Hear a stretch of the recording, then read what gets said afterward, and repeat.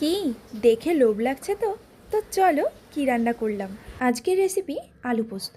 আলু পোস্ত খেতে কে না ভালোবাসে, আর আজকে আমি বানাবো সেই আলু পোস্ত। যদি দুপুরের খাবার মেনুতে থাকে আলু পোস্ত আর ডাল, তাহলে কিন্তু আর কিচ্ছু লাগবে না, মাছ মাংস। এত ভালোবাসে সবাই আলু পোস্ত খেতে। চলো কিভাবে রান্না করলাম সেটাই দেখাই। কয়েকটা আলুকে ছোট ছোট টুকরো করে কেটে নিয়েছি, সেগুলো ধুয়ে পরিষ্কার করে নিয়ে কড়া বসিয়ে দিয়ে কড়াটা খুব ভালো করে গরম করে নিয়ে তাতে দিয়ে দিলাম সর্ষের তেল। এবার আলুগুলো ছেড়ে লালচে করে ভেজে তুলে নেব। এই যে ভাজছি ঠিক এই টাইমটাতেই কিন্তু 50% কুক হয়ে যাবে। এবার এই আলুগুলো খুব সুন্দর করে ভেজে তুলে আলাদা করে রেখে দেব। এখানে অনেকে পেঁয়াজ ছাড়াও আলু পোস্ত করে, আবার অনেকে পেঁয়াজ দিয়েও করে।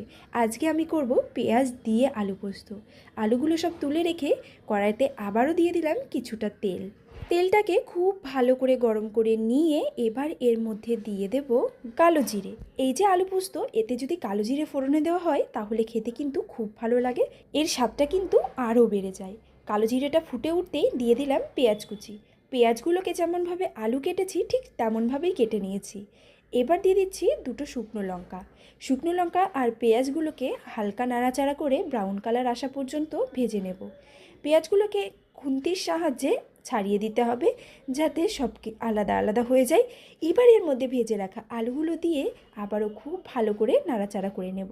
ওদিকে আমি পোস্তটাকে সকাল থেকে ভিজিয়ে রেখেছিলাম, সেই পোস্তর মধ্যে দিয়েছিলাম লঙ্কা আর এক টুকরো আদা দিয়ে একটা মিহি পেস্ট করে নিয়েছি।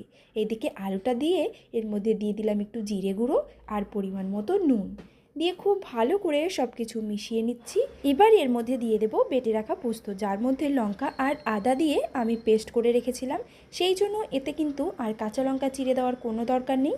পোস্তটাকে দিয়ে একটু হালকা কষিয়ে নেব, যাতে পোস্ত থেকে একটা কাঁচা গন্ধ থাকে সেই গন্ধটা না থাকে। পোস্তটাকে খুব ভালোভাবে কষিয়ে নিয়ে এবার এর মধ্যে দিয়ে দেব পরিমাণ মতো জল।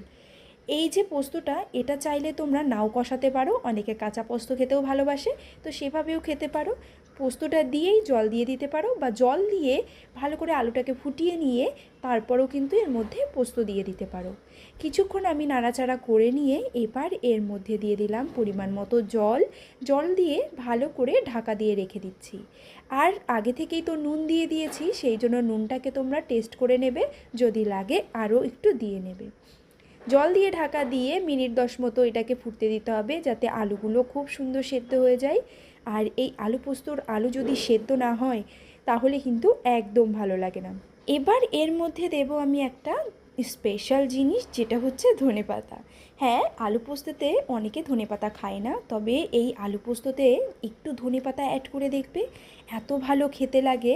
যারা একবার করে খেয়েছো তারাই জানবে। আমি তো মিনিট 10 পর ঢাকনাটা তুলে দেখি আলুগুলো সব সেদ্ধ হয়ে গেছে। এবার এর মধ্যে দিয়ে দিলাম ধনেপাতা কুচি।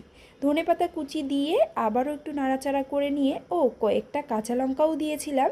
যাদের একটু ঝাল খেতে বেশি ভালো লাগে তারা ওই কাঁচা লঙ্কাগুলোকে পরে ভাতের সঙ্গে মেখে খেতে পারবে। ধনেপাতা, কাঁচা লঙ্কা আর দিয়েছিলাম কিছুটা কাঁচা সর্ষের তেল, সেটা দিয়ে ঢাকা দিয়ে রেখেছিলাম মিনিট 5 মতো গ্যাসটাকে বন্ধ করে।